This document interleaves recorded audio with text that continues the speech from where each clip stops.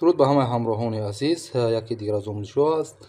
اینجا ما یک مدولی با نام HKPT-116 که ما درخواست کردیم در خدمت شما هستیم و حاضرم می‌بینیم این چگونه مدول است و برای کجا و چگونه استفاده می‌شود.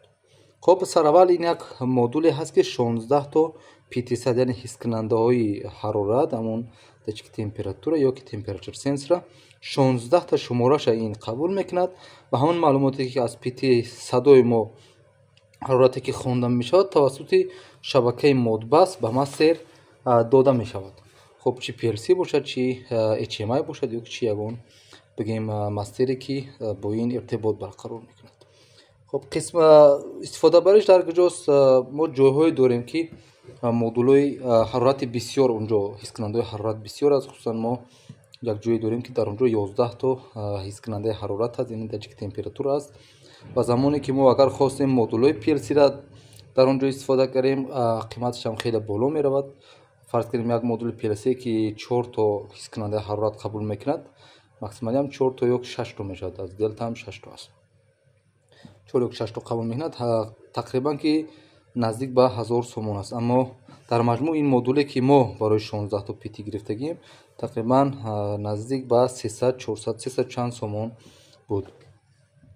خب وقتی که ما این درخواست دادیم فقط یک کتابچه خرد دقیق برای ما تهیه شد. داخلی کتابچه هم یگان معلومات مشخصی انیق نیست، فقط قسمت بیرونیش ببینید یک زمره QR کد هستند. مهمترین بخش در ما اینجا بینید از ویچت هست. بسیار چیزایی که اونها معلومات ندارن، منوال ندارن، وقتی که درخواست میکنیم فقط یک QR کد برای ما روی میکنن. شما از داخلی ویچت میرین همین QR کد اسکن میکنید و راست میرود همون فرما، همون کمپانی که همین چیزا ساختگی است و برای شما با شما در علاقه میشود و شما چیزی که نیاز دارید، چه کتابچه نیاز دارید یا که چه برنامه، یگان برنامه همین مدول مثال نیاز دارید، همون پیشنهادی شما میکنن. ما هم همین کار اجرا کردیم و بعدا میریم میبینیم. حاضر ما فقط قسمت سیم کشی بررسی میکنیم و بعدا میریم از معلوماتی که پیشنهاد ما کردگی هستن اون رو بعد باز کاملا بررسی میکنیم. خب این مدول در این قسمت اگر بینید از همه طرف چپ یک منبع نیاز دارد از شدتی 6 تا 36 ولت DC، یعنی جریان دائمی. موضوع منفی هم اینجا هست.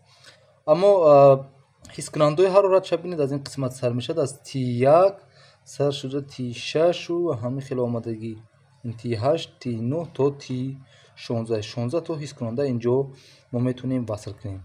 خب وصل کنیش هم PT100 ما که دو سیمی که یک جا هستن در این T مثبت وصل میشد و یک سیمی که مقاومه در اون وصل است در T منفی. خب حس کننده همشون یک خیر وصل میشه. اینجا هم سیمی که بینید ما وصل کرده هستیم سیم سفید اومدگی است در T منفی. دو تا قسمت دیگری که دارد برای شبکه A و B یا که حرفای دیگر H و L دارد. اینجا 485 هم اشاره شدگی است، یعنی این قسمت برای ارتباط کردن با شبکه مودبس. اینجا ما T1 یعنی کانال یکم و کانال پنجم الکی حس کننده حرارت اینجا وصل کردگی هستیم. خب بعدا هم حاضر میریم با این برنامه که برای ما روی کردگی هستن، معلوماتی که برای ما روی کردگی هستن با اون معلومات ها باقی مونده کار اجرا میکنیم.